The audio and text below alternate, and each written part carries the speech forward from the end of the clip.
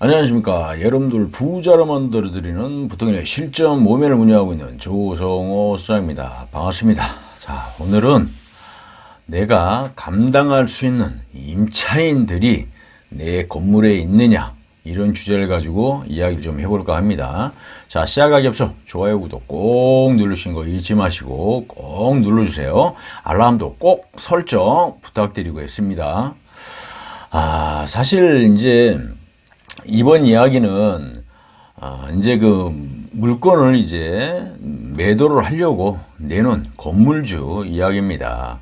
저희는 이제 뭐 매도 매수를 다 하고 있기 때문에 두 분 다 만나러 다니죠. 그래서 건물을 저희가 또 확보를 하고 건물에 대해서 또 파악을 하기 위해서 직접 이제 또 매도 의뢰를 하시는 분들을 만나러 가기도 하고, 여러 가지 어떤 또 구입하려고 하시는 분들이 원하는 건물이 있으면 또 저희가 직접 찾아가서 건물주를 만나서 이야기를 좀 하고, 그래서 그 건물을 매도를 할 수 있다라고 하게 되면 저희가 일단 물건을 좋은 가격에 또 같이 이제 또 협상을 잘 해서 살 수 있도록 저희가 이제 안내를 좀 드리고 있는데, 자, 이분 같은 경우는 뭐 저희를 통해서 뭐 건물을 사진 않은 거죠. 이제 매도 의뢰를 하는 거니까. 그러니까 만나서 이제 이런 얘기 저런 얘기 쭉 하시다 보니까 아주 그냥 심적으로 엄청나게 지금 스트레스를 받고 있고, 진짜 막 너무 마음고생을 좀 하고 있는 상황이더라고요. 어떤 식이냐면, 이분 같은 경우는 이제 그 지역에 있는 부동산 어떤 지역을 선정을 해서 그쪽 지역에 가서 이제 건물들 여러 채를 보면서 많이 이제 고민을 하고, 이제 해서 이제 구입을 한 건데, 사실 이분도 마찬가지입니다. 사실 뭐, 기본적인 어떤 그 내용들은 우리가 이제 잘 모르는 사항이지만, 이분 같은 경우는 대체적으로 얘기를 들어보니까 수익률을 좀 높은 건물들을 위주로 좀 찾고 다니셨나 봐요. 그러다 보니까 지역에 있는 부동산 중개하시는 분이 수익률이 진짜 되게 좋은 곳이 있다라고 해서 그거를 보여드리고 건물도 또 반듯하고 하다 보니까 수익률이 뭐 이렇게 많이 나오니까 얼마나 좋습니까? 그래서 이거를 선뜻 이제 구입을 하신 거죠. 그런데 중요한 것은 건물을 구입하는 것이 중요한 것이 아니라 그 건물 안에 이제 들어있는 임차인 분들이 어떤 분들이냐에 따라서 사실 이게 힘들 수도 있고 편할 수도 있거든요. 근데 이제 그런 내용들은 전혀 생각도 안 하시고 그냥 덥석 건물을 딱 잡으신 거죠. 근데 이제 임차인 분들이 막 이제 좀 힘 좀 쓰시고 이런 쪽에 있는 분들이 이제 대체적으로 건물 안에 다 들어가 있는 거죠. 그러니까 세팅이 다 있다는 거죠. 그러다 보니까 수익률이 잘 나오죠. 근데 뭐 이분들이 사실 뭐 우리를 뭐 속색이거나 뭐 이렇게 하지는 않습니다. 그렇지만 사실 이제 또 건물주 입장에서는 때에 되면 또 우리가 또 건물 어떤 그 임대료 좀 올려야 되고, 사실 뭐 불편한 게 있으면 또 이야기도 할 수 있고 하지 않습니까? 근데 이제 이런 부분을 이야기하는 과정에서 사실 좋지 않은 부분들의 어떤 행동 뉘앙스를 많이 풍기죠. 뭐 일반적인 사람들도 사실 뭐 10만 원, 20만 원, 30만 원 올린다고 하더라도 다 부담스럽지 않습니까? 그건 저 같아도 마찬가지죠. 지금 뭐 100만 원 내는데 130만 원, 150만 원 달라 그러면은 하나고 막 그런 부분도 많이 있습니다. 그래서 그런 부분을 올리는 것도 사실 아주 조심스럽게 아주 다양하게 접근하고 방법을 아주 사용을 잘 해야 되거든요.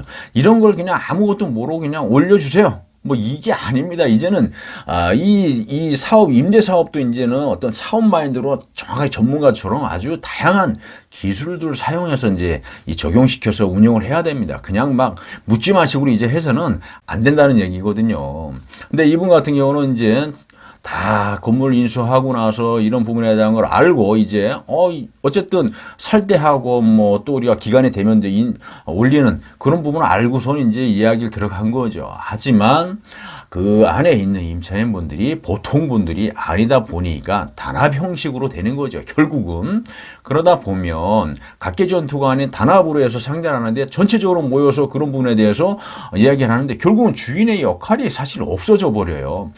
들어있는 임차인분들이 강하고 세면 내가 약해져 버리면 결국은 꺾이는 거거든요. 그래서 임차인분들, 건물주하고도 사실간의 어떤 대입관계가 될 수가 있는 부분인데, 사실 기싸움이 굉장히 중요합니다. 처음에 기가 세냐 약하냐에 따라서 사실 이 판이 틀어지는 경우도 많이 있거든요. 결국은 이분 같은 경우는 이제 기가 약하다 보니까 꺾인 건데 내 건물을 갖고도 내 마음대로 하지 못하는 이런 어떠한 상황들이 발생이 되는 겁니다. 그러다 보니까 얼마나 많은 스트레스를 받겠습니까? 그러다 보니까 뭐 병원 다니고 약 먹고 뭐 머리 빠지고 이런 거 기본이죠.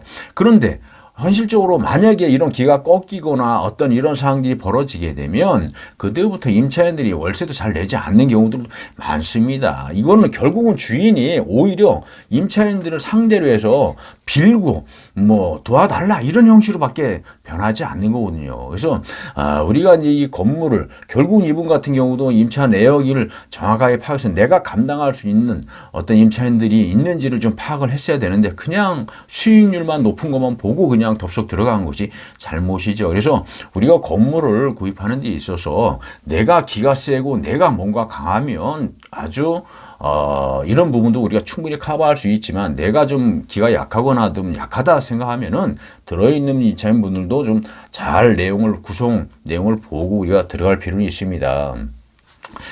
물론 이제 사람이 하는 일이니까 뭐 안 풀리는 거 없습니다. 다 순리적으로 풀리게끔 되어 있습니다. 그렇지만 그러한 것도 그냥 순리적으로 풀리는 것이 아니라 다양한 방법을 노하우가 있다는 얘기입니다. 그렇게 해서 접근을 해서 그것도 풀어야 되는 부분이 있거든요. 그래서 이분 같은 경우 이야기를 해봤지만 얼마나 마음고생을 했는지 뭐 제가 말씀드리자 아마 아실 겁니다. 그래서 결국은 이런 부분을 가지고 이제 저희하고 이제 상담을 하면서 이런 얘기 저런 얘기 해봤지만 결국은 이제 건물을 매도하는 방법밖에 없죠. 그래서 저희가 이제 매수를 하고 있지만 건물을 사는 데 있어서 너무 이 수익률만 따지시는 분들도 많고 좋은 것만 따지는 분들도 많이 있습니다. 하지만 중요한 것이 무엇인지 어떤 것인지 앞으로 발전 가능성이 있는지 여러 가지 이런 것들을 좀 잘 파악하고 분석을 하고 들어가야 내가 결국은 건물을 갖고 있지만 내 건물이 이게 진짜 내 건물인지 아닌지 파악이 안 되는 분들도 많이 있습니다. 이런 일이 사건이 자꾸 벌어지고 이런 내용들이 있으면 그 건물 보기도 싫고 그 건물 근처 가기도 싫고